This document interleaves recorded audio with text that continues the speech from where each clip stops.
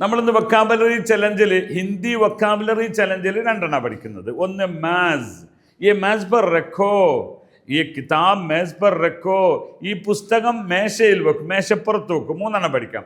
ഒന്ന് mass, മേശക്ക് mass എന്ന് പറയും. ഓക്കെ, മാസ് പർ.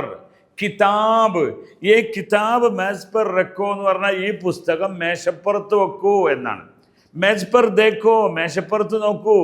മൊബൈൽ കാണുന്നില്ല, കഹാ ഹേ പതാ നഹീ ഹേ, മേസ് പർ ദേക്കോ, മേശപ്പുറത്ത് നോക്കൂ.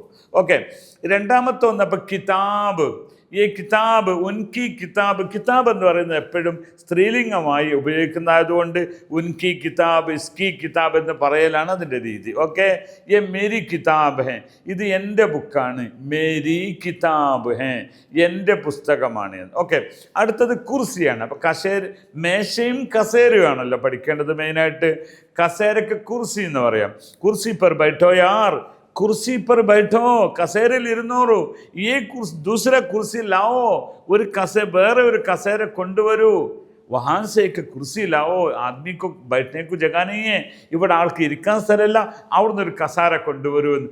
ഇങ്ങനെ വൊക്കാബുലറി ചലഞ്ച് നിങ്ങൾ അനലൈസ് ചെയ്താൽ നിങ്ങളൊരു വലിയ ഹിന്ദി സംസാര ഭാഷയിൽ കഴിവുള്ളവരാകും. ധന്യവാദ്, ആപ്കാ ശുക്രിയ.